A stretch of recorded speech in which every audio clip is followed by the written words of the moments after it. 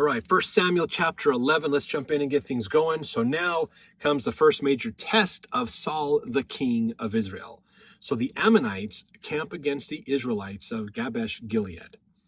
So this is the east side of Jordan. Okay, remember, this is the side where Manasseh, half of Manasseh, and who was it, Reuben and Gad, I believe it was. They settled over there because they were the cattlemen. They wanted that grazing land. It was a nice area.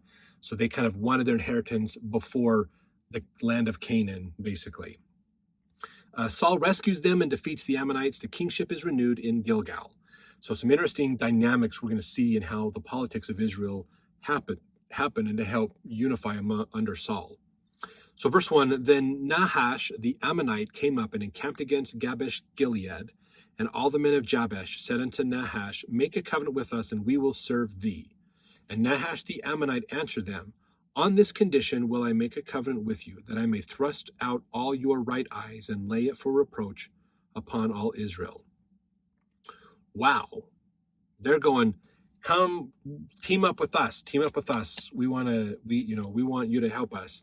And he's going, okay, I want to make a covenant with you, but I need to be able to poke out all of your right eyes, basically, and blame Israel for it, kind of thing, kind of make it look bad on Israel. Verse 3, the elders of Jabesh said unto him, give us 7 days respite, that we may send messengers unto all the coasts of Israel. And then, if there be no man to save us, we will come out to thee. So now they're going, let's go look for another option for a second here, basically. Verse 4, then came the messengers of Gibeah of Saul, and told the tidings in the ears of the people, and all the people lifted up their voices and wept. And behold, Saul came after the herd out of the field. So Saul was out tending in the field. He heard this going, what? What is going on? Why is he making them gouge out their eyes? This is so weird. We need to help these people because he's going to hurt them. And they told him the tidings of the men of Jabesh. And the Spirit of God came upon Saul when he heard those tidings, and his anger was kindled greatly. So he's kind of like, okay, it's go time. We got to go. We got to defend these people. I'm their king, so I need to do this. So they're going to help these people, basically, that are over the men of Jabesh. So here's the thing that happens in this. Okay, the men of Jabesh are over there in Gilead. Okay, this is that the cattleman tribe area. And what they're saying is the Ammonites that came upon them is what's happening here, and to take them over, basically. And they're going, look, we're not here. We don't want to fight. We'll be your servant. Make a promise that you won't kill us, and we'll just be your servant, basically. And he says, okay, I'll be there, but you need to gouge out every one of your right eye. Everybody's right eye needs to be poked out, basically, as a sign that you're not going to look the other way. You're going to look to me, basically, kind of a thing. And to kind of, you got to get rid of your connections with Israel, basically. And they're like, give us a minute. Let's talk this over a little bit. And then they went to Israel. Hey, Israel, we got a problem here. These guys are coming after us. Will you save us and help us? And Saul's like, dang it, these Amorites, we've got to help defend these people and take care of them. So that's what they're going to do. And let's see, verse 7, and he took a yoke of oxen and hewed them in pieces, and sent them throughout all the coasts of Israel by the hands of messengers, saying, whosoever cometh not forth after Saul and after Samuel, so it shall be done unto his oxen. And the fear of the Lord fell on the people, and they came out with one consent. So this is so fast. This is the second time this has happened. Okay. Saul is trying to unify, because remember, after Joshua, Israel kind of fell apart, and each tribe kind of became their own governing board. Each tribe kind of took care of themselves. Like they're all individual states, but they don't have like a federal head to kind of pull it all together most of the time. And so they're scattered. They're not unified in what they're doing. And so he took a yoke of oxen and he cut them into pieces, and then sent those pieces around as a symbol that if you don't come help us out now, rally together, you're going to get wiped out, basically. If you remember, this is an interesting thing coming from a Benjamite too, because if you remember the guy that was walking through Gibeah, remember, by Bethlehem, and the concubine back in the end of the book of Judges, when his concubine was killed, she was abused, tortured to the point of death. He cut her body up into 12 pieces and sent to all Israel going, is this really? Here's a testament of the wickedness and the problems in Israel. We need to come together to figure this out. That's when they had the civil war of all Israel versus Benjamin, and nearly wiped out Benjamin, the tribe of Benjamin, completely, basically. That's towards the end of the book of Judges. So if you're watching this video going, what? I don't remember that story from the Old Testament. What are you talking about? Go watch our videos. I think Judges 17 is when that first started. So you can go watch 17, 18, 19, 20, those last several chapters of Judges to learn that story. It's crazy. It's a crazy story. So that's another time that this has happened. So Saul's sending these pieces of animal out, not a piece of a human thing for this time, but a piece of animal out to tell Israel, we need to band together. We need to work this out. Now, here's the thing that's important for us to understand. When this kind of stuff happens, when these messengers go out, it is a person or a group of people walking or running or riding on an animal to another location.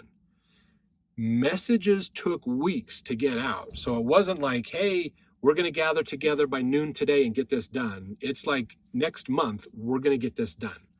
So things took time back then, a lot of time. Like in our day and age with the instant messaging and chat and social media and email and stuff, we have instantaneous communication, can know anything that's happening anywhere in the world at any time. That's not what they had back then. It took a long time to get things to happen, especially these large events. So it just took time. So that's, you kind of have to think about that. This is like days to weeks of time for all this to pull together. But the people have decided we need to follow Saul. We need to do this and work on putting this together. So at this point, Israel hasn't become a unified nation again like they were under Moses and Joshua. They haven't come together in that way. So this is an opportunity to rally them together against a common enemy, to help pull them together, basically. Verse 8, when he numbered them in Bezek, the children of Israel were 300,000, and the men of Judah 30,000. So remember, when they're numbering these people, they're numbering men ages usually 25 and up that are there to fight. Not the women or the children or the teenagers, things like that. Just the men who are fighting is usually what it is. Verse 9, and they said unto the messengers that came, thus shall ye say unto the men of Jabesh Gilead, tomorrow by that time the sun be hot, ye shall have help. So basically, around noon, 1 o'clock, when the sun gets to the hottest part of the day, we're going to be there to help you. And the messengers came and showed it to the men of Jabesh, and they were glad.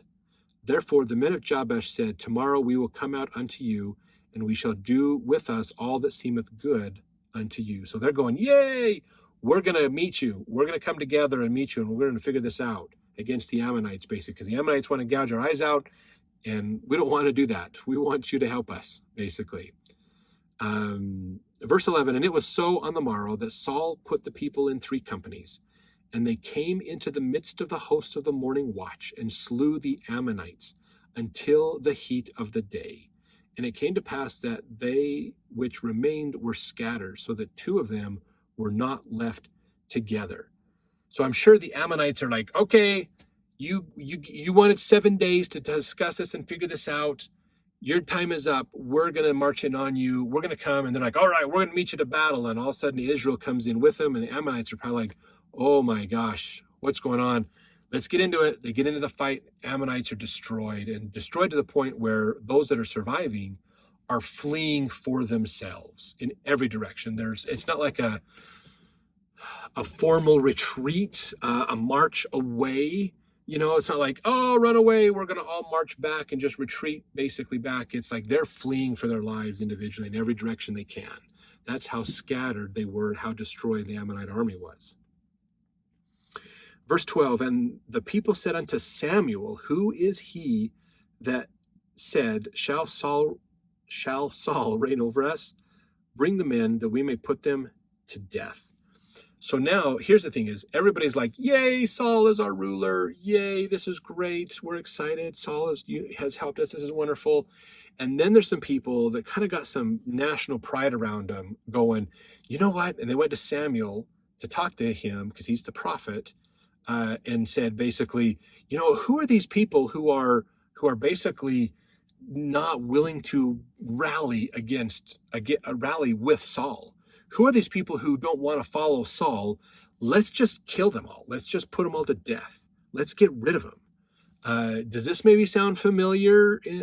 Where if you don't follow our candidate, you are evil and bad, and we should just not care if you live or not. Yeah, I know, right? That's crazy to think about, but this is what happened back then, and we still sometimes have people who believe this today. And I'm here to tell you that is the exact wrong way to think about it, okay? Just because somebody disagrees with you is no reason to take their agency from them. That is important, okay? Preserve their agency. That is important. Even if you disagree with how they use their agency, the job of government is to preserve their right to choose. Not agree with their right to choose, but preserve their right to choose. Very, very important, okay? So now, verse 13, and Saul said, there shall not a man be put to death this day. For today the Lord hath wrought salvation in Israel. So Saul's going, no, guys. We're not. These are the people who didn't come out to help us. Guys, we're going to forgive them. This is the day for the Lord. Forgiveness is an important thing for God. We're going to follow his commandments. We're not going to persecute these other people just because they made a different choice than us. Verse 14, then said Samuel to the people, come, let us go to Gilgal and renew the kingdom there. So they go to Gilgal. Remember, Gilgal is an important point in Israel where they had an altar built and sacrifices were offered way back in Joshua's day to begin the children of Israel in the new area, no longer wandering, but having land to live on. So they're going back there symbolically, renewing the kingdom of Israel, basically. Verse 15, and all the people went to Gilgal, and there they made Saul king before the Lord in Gilgal. And there they sacrificed sacrifices of peace offerings before the Lord. And there Saul and all the men of Israel rejoiced greatly. So Israel has finally come together, unified under a king, King Saul. We hope King Saul is righteous. He has been given spiritual gifts. He's been blessed of God in what he does. But Saul, just like David, that we're going to learn about here in a little bit, and all the other ones have their agency to choose. And we're going to see what he does with this agency. So stick around for the next chapter to see what he does.